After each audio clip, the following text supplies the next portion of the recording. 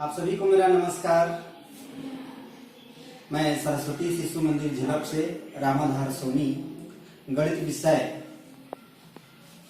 और आज हम कक्षा अष्टम में प्रथम अध्याय वर्ग एवं घन। आज हम वर्ग के संबंध में कुछ सवालों को जानेंगे और सभी भैया बहन ध्यान पूर्वक देखें और अभ्यास करें इसका घर में। सबसे पहले वर्ग क्या है इसको हम जान लेते हैं। संख्याओं को ध्यान से देखिए।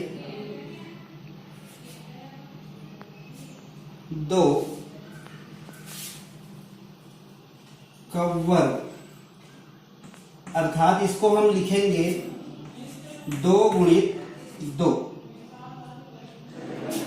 और इसका उत्तर प्राप्त होगा 4। और देखेंगे 3 का वर्ग, इसको लिखेंगे 3 गुणित 3,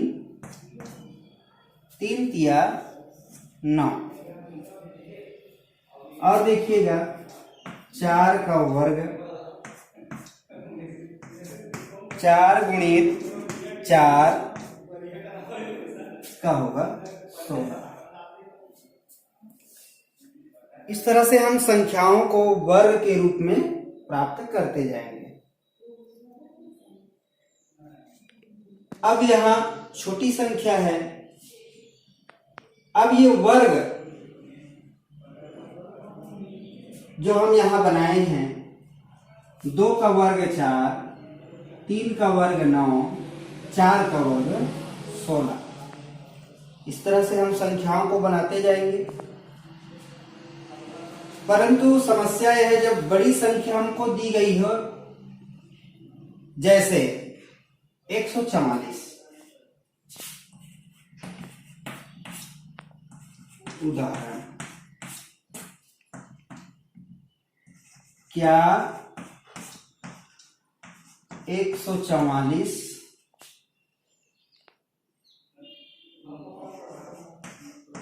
पूर्ण वर्ग है? अच्छा, यहां बात आती है पूर्ण वर्ग। इसको ध्यान देंगे। पूर्ण वर्ग किसे कहेंगे और अपूर्ण किसे कहेंगे, इसको हम ध्यान देंगे। सबसे पहले इन संख्याओं को हम देखें। 2 का वर्ग 4 आया। अब इसी संख्या को देखें, जो छूटी हुई संख्या है, छूटी हुई संख्या कैसे?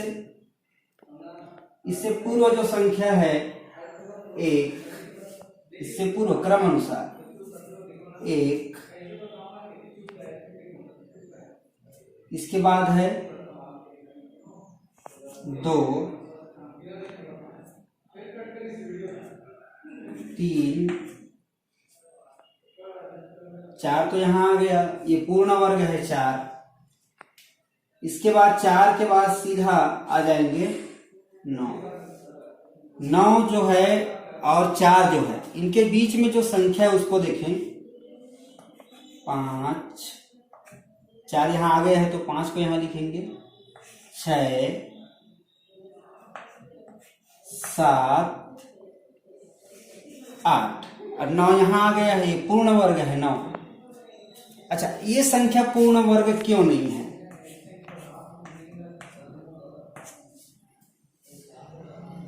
यह संख्या पूर्ण वर्ग क्यों नहीं है, इसको हम जानेंगे कैसे?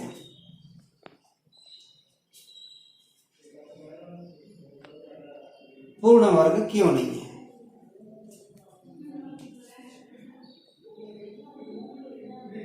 इसको जानने के लिए एक विधि है, अभाज्य गुणनखंड विधि।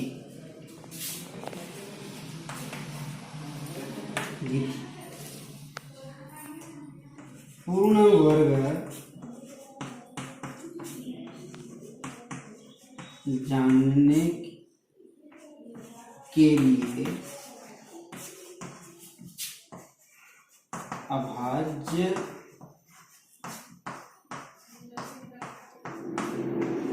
गुणनखंड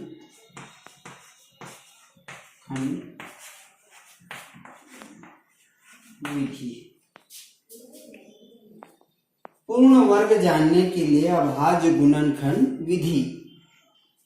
जैसे यहाँ उदाहरण में मैं लिखा हूं 144, मतलब ये पूर्ण वर्ग है कि नहीं है। जैसे 3 तिया 9, ये पूर्ण वर्ग है, 9 इसको बोल रहे हैं। 4 भी पूर्ण वर्ग है, 16 भी पूर्ण वर्ग है। अब 1 2 3 5 6 7 8 ये पूर्ण वर्ग नहीं है। तो क्यों नहीं है? तो आप एक चित्र के माध्यम से समझें इसको। जैसे इसको मैंने कहा 2 का वर्ग 2 गुणित 2, इसको मैं चित्र के माध्यम से बता रहा हूं। आइए हम वर्ग को चित्र के माध्यम से समझें। जिस तरह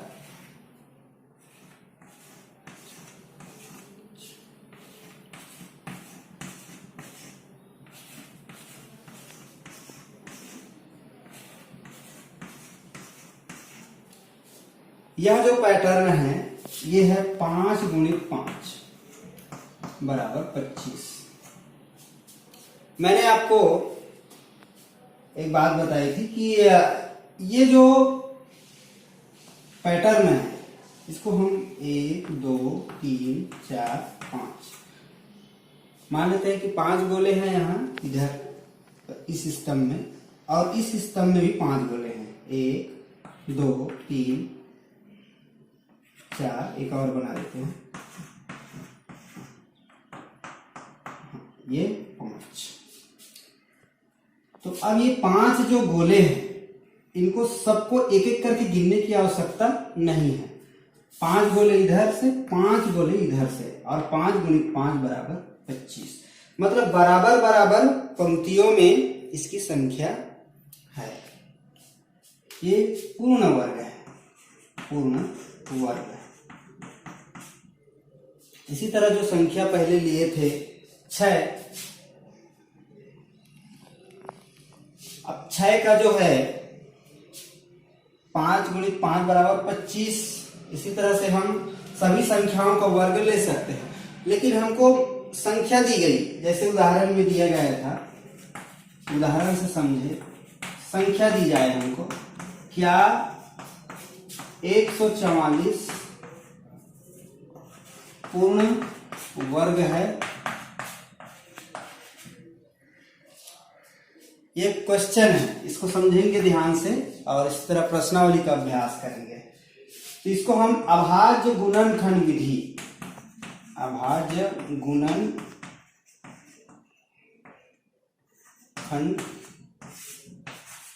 विधि से हल करेंगे।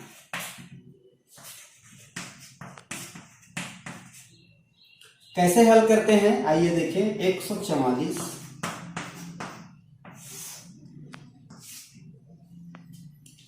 इसको हम भाग विधि से हल करते हैं। भाग विधि में आप सभी जानते हैं इकाई अंक को देखना पड़ता है। इसमें विभाजनीयता का जो नियम है उसको हम कक्षा 6वीं में पढ़ चुके हैं। इकाई में सम संख्या हो, इकाई में सम संख्या हो तो 2 से सबसे पहले इसको भाग दिया जाता है।